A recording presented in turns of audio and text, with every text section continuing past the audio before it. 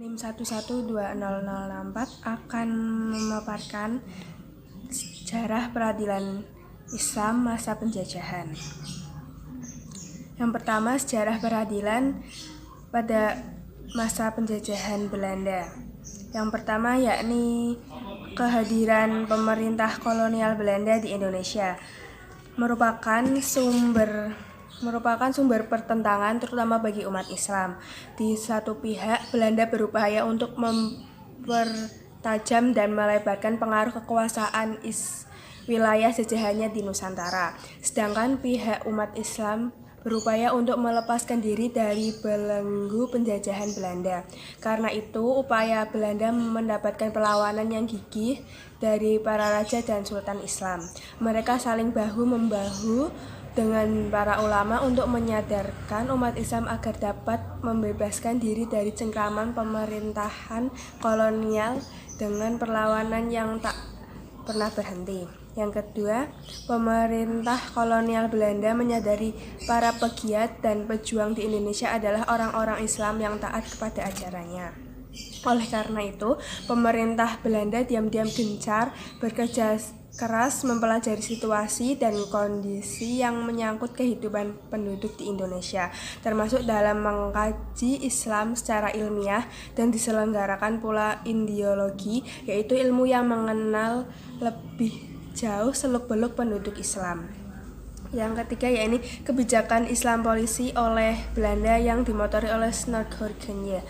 Hasil kajian itu melahirkan suatu kebijakan yang diberlakukan di Indonesia oleh kolonial Belanda, atau yang lebih populer dikenal dengan Islam politik atau politik Islam yang dimotori oleh Snorkhorgenje. Kebijakan itu pada dasarnya berusaha menjauhkan segala unsur ajaran Islam dari berbagai ranah kehidupan, baik bernegara, kemasyarakatan, maupun persoalan hukum.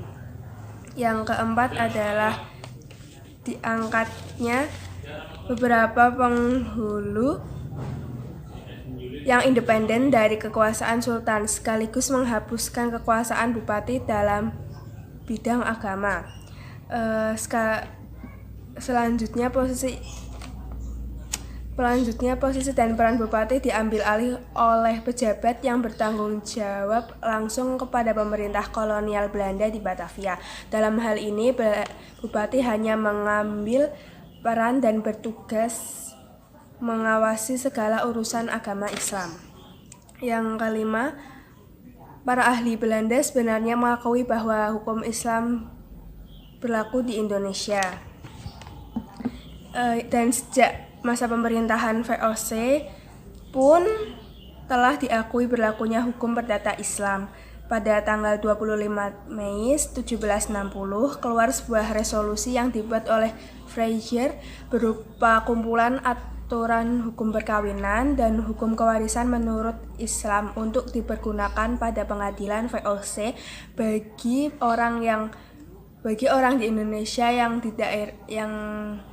hidup di Cirebon, Semarang, dan Makassar. Resolusi itu kemudian dikenal dengan Compendium Fraser. Pembahasan yang kedua yakni legislasi peradilan agama pada masa Belanda. Awalnya pemerintah Belanda tidak mencampuri urusan peradilan di Indonesia, bahkan dibiarkan hidup dan berlaku dalam masyarakat. Tetapi pada tahun 1820, pemerintah Belanda mulai ikut campur dalam bidang peradilan, meskipun hanya sekedar ikut mengatur dan mengarahkan kewajiban sesuai kekuasaan pengadilan agama. Peraturan yang lahir pada tahun 1820 itu tidak bermaksud mengatur peradilan agama secara rinci, tetapi hanya mengatur daftar kewajiban para bupati dengan memberikan kekuasaan menyelesaikan perkara kepada para alim ulama atau para penghulu. Belanda mengubah haluan politiknya dalam merangkul umat Islam, dengan sekaligus melemahkan posisi hukum Islam di wilayah Jawa dan Madura dengan cara mencampur tangan ke dalam bidang peranata sosial hukum Islam dengan menempatkan lembaga pengadilan agama di bawah penguasaan Landrat.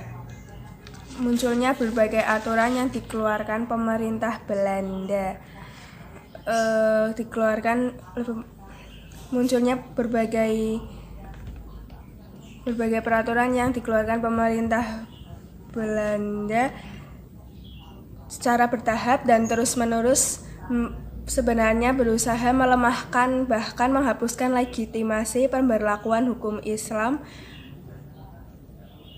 di Indonesia. Paling tidak dalam kurun waktu lebih dari 1 dasawarsa sudah terjadi 2 kali bentuk perubahan peraturan yang sangat fundamental berkaitan dengan persoalan pokok umat Islam. Mencabut hukum Islam dari lingkungan tata hukum Hindia Belanda sehingga hukum Islam secara yuridis tidak berlaku lagi di Indonesia, kecuali apabila hukum adat telah menghendakinya. Hukum Islam tidak lagi memiliki kedudukan yang mandiri, sebab hukum Islam baru dianggap berlaku sebagai hukum apabila telah terpenuhi syarat-syarat berikut, yakni: yang pertama, norma hukum Islam tersebut tidak bertentangan dengan ketentuan perundang-undangan pemerintah Hindia Belanda. Yang kedua, yakni norma hukum Islam harus diterima terlebih dahulu oleh hukum kebiasaan atau hukum masyarakat. Yang selanjutnya, keputusan Raja Belanda mulai berlaku pada tanggal 1 Agustus 1882 yang termuat dalam Stadsblad 1882 nomor 153 yang terdiri atas 7 pasal. Rinciannya yakni sebagai berikut. Pasal pertama, di samping tiap-tiap landrat atau pengadilan negeri diadakan pengadilan agama yang mempunyai daerah hukum yang sama. Pasal 2, pengadilan agama terdiri atas penghulu yang diperbantukan pada landrat sebagai ketua dan sedikit-sedikitnya 3 orang, paling banyak 8 orang ulama Islam atau ahli agama Islam sebagai anggota. Pasal 3, pengadilan agama tidak boleh mengambil keputusan jika tidak dihadiri sedikitnya 3 orang anggota. Dalam keadaan pembagian suara, maka ketua yang menentukan. Pasal 4, yakni keputusan-keputusan pengadilan agama harus dinyatakan dalam surat yang memuat pertimbangan dengan alasan secara singkat serta ditandatangani oleh anggota-anggota yang hadir. Dalam keputusan itu dimuat ongkos-ongkos.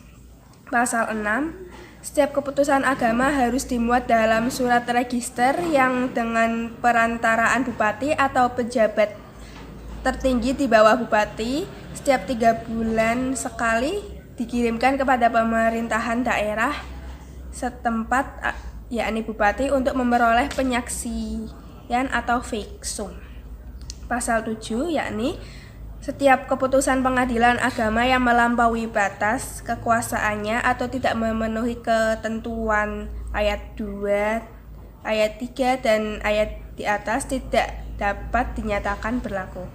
Sekian dari saya. Apabila ada kesalahan dan kurangan, mohon maaf. Wassalamualaikum warahmatullahi wabarakatuh.